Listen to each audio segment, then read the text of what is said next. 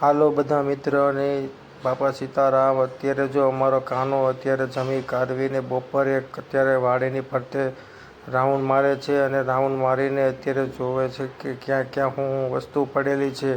અત્યારે ઘઉં ઊભેલા છે એટલે તે કાનાના કાકા તેમને બતાડે છે કે આ જો આને ઘઉં કહેવાય છે। તેની સાથે કાકા સાથે અમારી ભાણીબા, એનું નામ છે ધનવી અને અમારા કાનાનું નામ છે ક્રિયાંશ ગોહિલ। તેના કાકા સાથે અત્યારે રાઉન્ડ મારે છે એટલે જોવે છે અને જોઈને અત્યારે પૂછે છે કાકા ઘઉં હવે ક્યારે પાકશે? કાકાએ કીધું હજી વાર છે, હજી થોડા ઘઉં કાચા છે। કાકા જોઈએ તેમને ઘઉંની વચ્ચોવચ્ચ લઈ ગયા અને કાકાને કહે છે કે ઘઉં તો કાકા પાકી ગયા છે।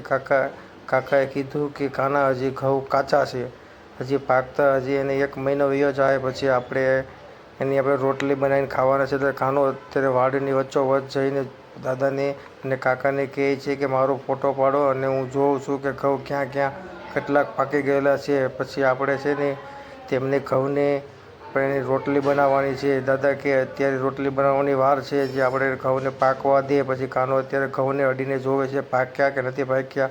પછી કાનો નીરખીને વાડી જોઈને કહે છે કે ઓકે સારું, આપણે હવે છે ને બહાર નીકળીએ। ત્યારે તડકો બહુ છે એટલે કાનો ધીરે ધીરે બહાર નીકળે છે અને કાનો અત્યારે એમ કહે છે કે ત્યારે પણ આમ જો તો જમીન પણ ઠંડી છે, મારા પગ ચંપલ કીચડવાળા થઈ ગયા છે। કાનો કહે કે આપણે ખેડૂતને કેટલી પરેશાની પડતી હશે ઘઉં વાવવામાં। આપણે અત્યારે રાઉન્ડ મારીને વાડી જોઈને અત્યારે પાછા ઘર બાજુ જાવીએ છીએ, તેની સાથે કાકા પણ જાય છે। અત્યારે ભરપૂર મોજ કરે છે અને કાનો કહે છે કે વાડીમાં અત્યારે બહુ તડકો છે એટલે આપણે ઘરે ચાલ્યા જાવી, પછી ઠંડા પોર થઈ જાય એટલે પછી પાછા આપણે વાડીએ આવીને ભરપૂર મજા કરશું। તેની સાથે મારા કાનાના બા અને એના ફઈ પણ અત્યારે વાડીએ આવી ગયેલા છે। વાડીમાં ઘઉં જો આવી ગયેલા છે એટલે જોઈને અત્યારે એ પણ આગળ ધીરે ધીરે બહાર નીકળી જશે અને એમ ભરપૂર ગામડાની મોજ કરીને કાનો પણ ખેતીવાડી પણ ભરપૂર કરે છે અને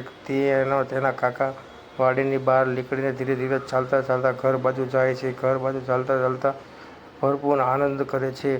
બધાને જય શ્રી કૃષ્ણ અને બધાને બાપા સીતારામ। મિત્રો લાઈક કરો અને સબસ્ક્રાઈબ કરો અમારા કાનાનો વિડીયો।